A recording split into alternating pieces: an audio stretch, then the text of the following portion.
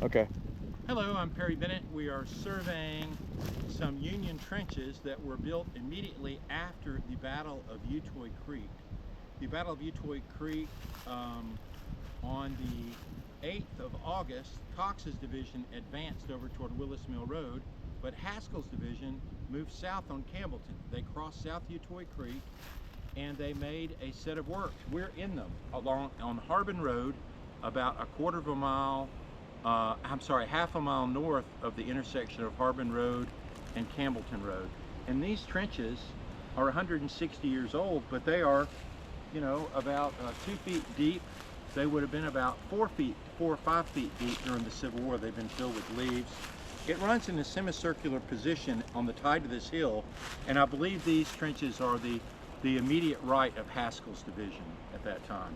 So they set up this line of works, and we're going to go down about a quarter of a mile this way, and we're going to see the attached battery emplacement. Each brigade in Haskell's division had one battery of artillery to support him, and that battery is down there, not here. And so, why were they here? They were here to cross Campbellton Road and to move toward East Point to cut the railroads. That was their objective. But they were expecting to be attacked because Hood had attacked at Peachtree Creek, at the Battle of Atlanta, and at the Battle of Ezra Church, and then had met them at Utoy Creek on Sandtown Road at the time when they advanced on Sandtown Road. So they expected to be attacked by the Confederate troops. All right, here we are. We're following along the remainder of the main trenches that the 23rd Corps dug on this hilltop on Harbin Road. And look at this. They are dug and they're facing outward. They were expecting an attack on the outward side. Look at this. These are quite significant. Even though it was 160 years ago, you can see that a soldier would be protected. There's still a large berm. It still remains. Someone has dug up an artillery shell here, it looks like.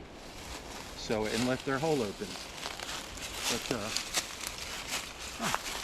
these trenches, they would have run down and connected. They need some more in the wood. I'm not sure. The objective of General Sherman and his orders to Schofield were for the 23rd Corps, supported by the 14th Corps, to move against East Point. So the next logical step after they were on Sandtown Road, which is now called Cascade, was to move to the Campbelltown Road, which is now called Campbellton. Now, these particular trenches are covering their flank because each time the Union Army moved south, the Confederate Army attacked under Hood. They did not know that Jefferson Davis had prohibited Hood from attacking the enemy in his entrenchments. So they expected to be attacked. Look at these defenses. These are significant defenses, and they were prepared all along the hilltop. It actually protects the whole flank. This is the flank of Haskell's division right here, and it goes down. This is the end of the line for him. And Haskell was Confederate or Federal? Haskell is U.S. Army, volunteer troops in the U.S. 23rd Corps. His division is the 2nd Division in the 23rd Corps under General Schofield. General Cox was the main attack at Utoy Creek in the Nature Preserve, but Haskell attacked over along Adams Drive. Here we are at the intersection of Campbellton Road at Childress Drive. Now, this is a line of Union works, Union entrenchments. There is a trench to the rear and a trench on the front. This is a headquarters trench from General Sherman. His headquarters was here on the 25th and 26th of August 1864 as he planned the movement of the entire Federal Army to cut the railroads down at Shadner Church, which is now Union City. Now, General Schofield's headquarters was here immediately prior to that, and General Cox's horse was shot and killed as Cox came all the way up here to visit Schofield around the 18th of August, and his horse, Peter Brown, was shot by a skirmisher. But also at the top of the trees here was a U.S. Army signal station that was supporting the 23rd Corps.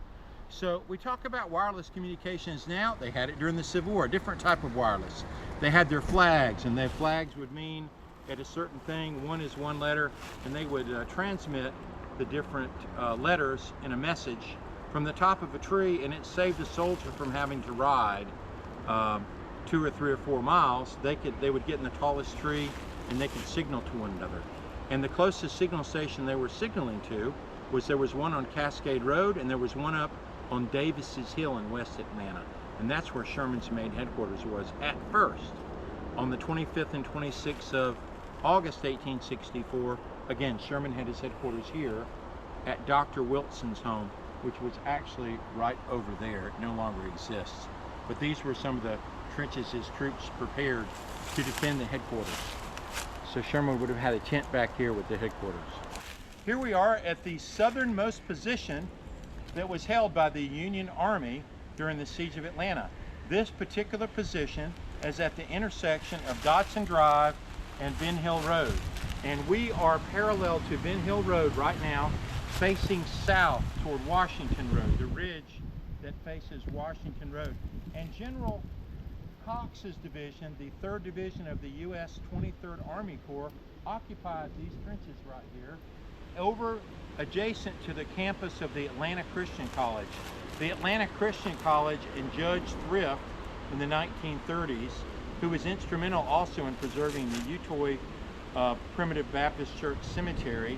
He was instrumental in making sure that the college did not destroy any of these Union trenches because they were important in history. Even though he was Southern, he wanted to preserve these trenches for posterity. And thanks to him and the efforts of the Atlanta Christian College, we have these trenches preserved today. What an excellent example of the trenches occupied by the 23rd Corps. If you'll notice, I don't know if you can see, there's high ground between 2 trenches here. It's called a traverse. It actually allows that if the enemy is firing artillery at you or firing at an angle, the traverses will protect the troops so you just can't keep shooting down the line and mow down the troops one at a time. All right? But these trenches go to the top of the hill, and then they make an abrupt turn to the left like an L, and then there is a artillery battery. Each brigade in the Union Army had 1 battery of artillery. So this position here was occupied by one of the brigades of Cox's division. I don't know if it was Byrd's brigade or Riley's brigade. I just don't have enough information to answer that detailed of a question. But we will go look at the artillery battery position. This is the jumping off point for Cox's 23rd Army, for Cox's division of the 23rd Army Corps. On the 18th of August 1864, they proceeded from their entrenchments here down the East Point Road, which is now Ben Hill Road, and they proceeded toward East Point to make an attack on East Point. Their objective was to cut the rail lines at East Point, but they found East Point well defended, and there was an artillery battery occupied by the Southerners of Cleburne's division with some 20 guns at the intersection. And that was what was reported by General Cox. So the attack on East Point, which could be called the Battle of East Point, but it was on the 18th of August, 1864. And this is where the troops were immediately before that attack. Now we're going to go to the next spot, which is the Union Artillery Battery and another set of works. One thing I would like to note here, I don't know if you can see it, but there's a trench line here, but there's also a trench line around front. So there's 2 lines for troops here to protect this set of trenches. They really felt pretty sure that the rebels, the Confederate Army, were going to attack them here. And they were prepared for that in case that happened. Did it happen? No. There was Confederate cavalry. Ross's cavalry was down at Mount Olive Church immediately south of here on Washington Road. But let's, any other questions? Yeah, I'm confused. Because if the Union was trying to take East Point, why would the Union have defense trenches? Wouldn't the Confederates have the defense trenches to keep the Union Army from... The Confederate Army did have defense trenches parallel to the railroads. But as the Union Army moved, they just didn't stay in the open. The soldiers prepared entrenchments to protect themselves in case they were attacked. It became what we would call today an SOP. It was like a standard operating procedure. They didn't call it that back then, but that's what they began doing. One of the complaints that General Sherman had of the 23rd Corps and the 14th Corps is they were great on the defensive. As soon as they move, they build entrenchments like these that would withstand a siege. But Sherman wanted them moving on the offensive to cut the railroads and not spending as much time on defensive trenches. Here we are at the Atlanta Christian College in East Point, Georgia. Again, this is immediately north of the Ben Hill Road and immediately east of Dodson Drive, the intersection of those, on the property of the Atlanta Christian College. Now the main campus has moved to West Point, Georgia, but it's still owned by the Atlanta Christian College, and they've been kind enough over the years to allow us to maintain this battery emplacement. This is a federal U.S. Army artillery battery emplacement. It's semicircular, if you can see it. It actually has a trench around the front, and there's an engineering term for this type of earthen fort. It's called a redoubt. And we can take a look from up on the trench, and you can see the trench around the front. But you can actually see the indentions in the ground. There was a gun facing north over here that would have gone toward Campbellton Road. That's where this one is facing. This one right here is facing the Confederate battery that was over on Conley Road and Delow. This battery, this piece of artillery here, is facing immediately toward East Point. And this piece of artillery is facing immediately toward East Point. So there were four 12-pound Napoleon cannons right here. And let's walk up on the berm of the trench. Now we've done a really good job here of cutting the grass and maintaining it, and we've got some nice benches for elderly people when they come out to take a tour and see. But if you look out here, you can see there was a tremendous trench down here that infantry troops were along. Of course, they wouldn't be today because of the poison ivy. They wouldn't like that at all. But there's a big ditch around the front, which is part of the redoubt. A redoubt is an earthen fort with an infantry trench around the front.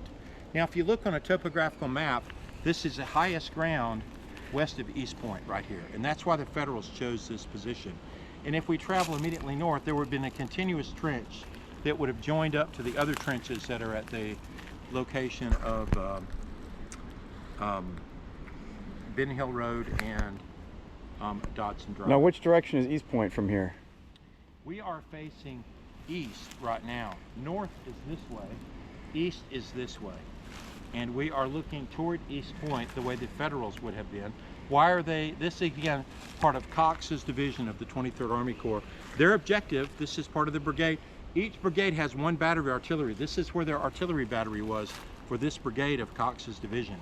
And again, on the 18th of August, Cox's division advanced down the East Point Road, which is now Ben Hill Road, and to make an attack on East Point to cut the railroads. But they found it heavily defended, and they did not make a major attack there.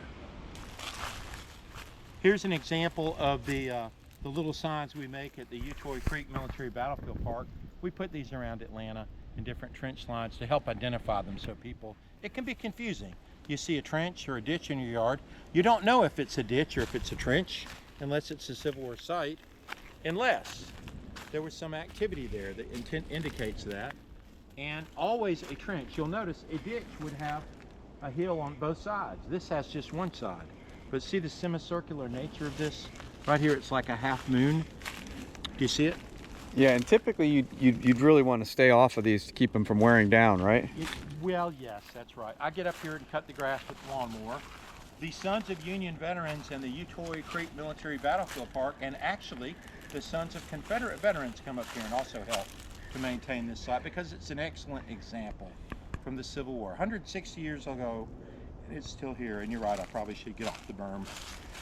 But you'll see, even today, 160 years later, I've got about 3 or 4 feet full of earth that protect me. During the Civil War, it would have been, 6 or 7 feet tall.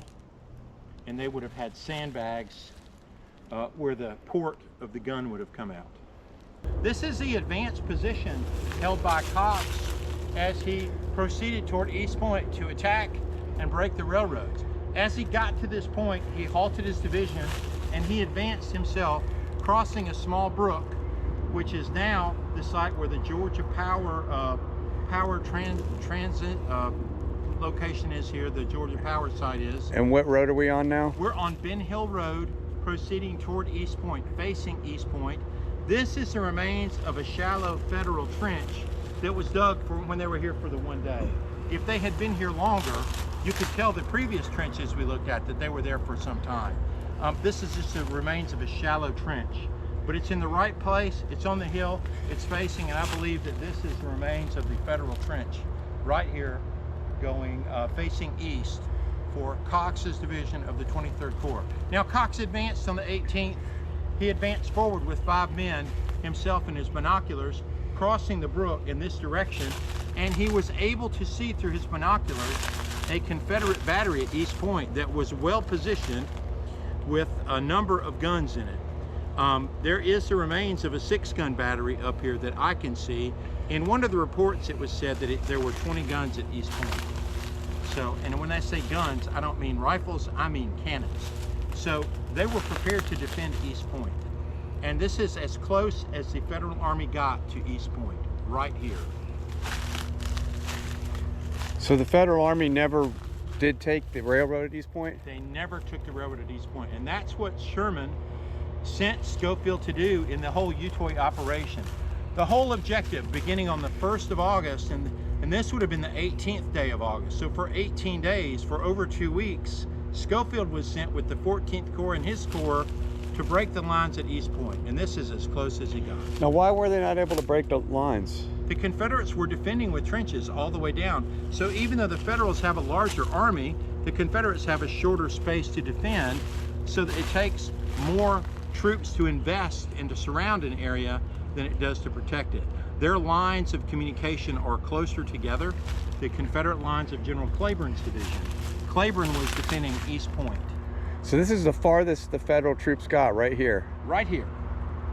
There was a movement at the same time of this attack. 2 of the brigades of Haskell's division went to accompany Cox's division, and they went as far as Washington Road. But that as far as they got. Now, how far are we from downtown East Point where the railroad is? We are a mile. We're less than a mile from downtown East Point.